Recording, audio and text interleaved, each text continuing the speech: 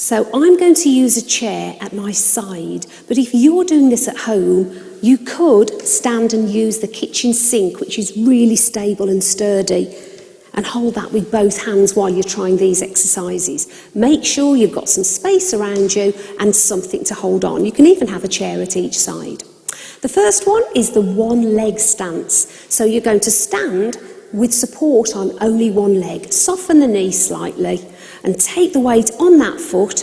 Keep holding for support, tighten your tummy muscles and focus on something ahead. Then lift that foot up just a little way, keep the foot flat, and then see, can you balance, or you can keep touching the chair for support, and remember, you can put your foot down at any time. You will feel a little bit of wobble and sway, that's completely normal. See if you can hold for up to 10 seconds and down. Just do a little bit of heel raising in between. Let's try that on the other foot. So soften the knee, bring in those core muscles, get a point to focus on, and keep holding until you're confident to be able to do with a fingertip touch. Think how many times in a day you will need this stance as you walk up or downstairs, if you're getting on or off an escalator at a busy shopping centre. And that's it. So try and practice that regularly, and if you can, build up to doing that for 30 seconds on each leg.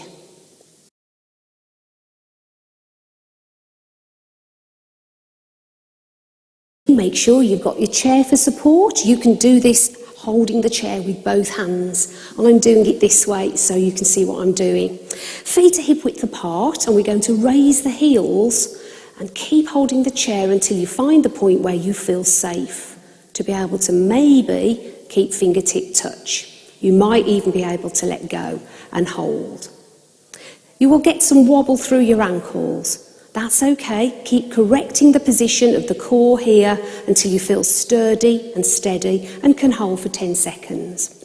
You don't need to lift the heels up too high.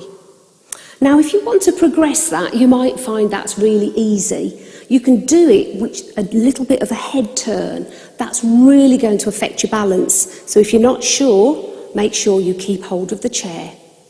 So heels come up.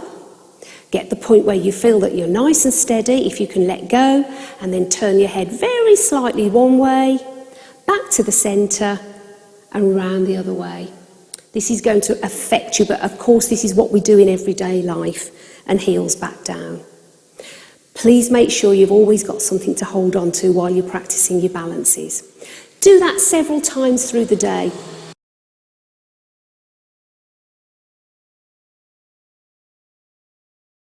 So this next one is dynamic balance, which means you're moving as you balance, which is very realistic in everyday life. If you're not sure about this, just stick with the one leg stance until you feel more confident and can hold for at least 10 seconds comfortably on each leg. So it's the same setup. We've got our support, soften that supporting leg, bring up one foot in front, foot flat, and then if you're ready to hold that balance, keep the focus. But we're going to take the foot just behind slightly, back up, so we're just doing a knee raise and bringing the foot back 1 or 2 times, and then pop that foot back to the floor and rest. Let's try that on the other side. At first, practice with holding on. Foot flat, lifting up, taking the foot behind slightly and back. Then try with just fingertip support or without.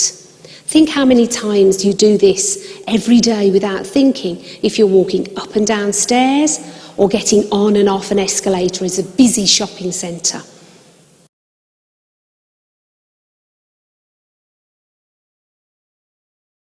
This balance exercise is really good for your core muscles, and they're so important for balance as well. So we're going to raise one arm and the opposite leg, holding that chair for support at first until you feel confident enough to try without. So feet apart, hip width at least, softening the supporting knee, and then we raise up one arm and then the opposite knee and down. Just 2 or 3 seconds and see if you can build up a little bit of a rhythm where we open up, opposite arm, opposite knee. Make sure that foot stays flat. You don't have to bring the knee up too high, and make sure that you're bringing those tummy muscles in each time you try. Try and do 10 on each side.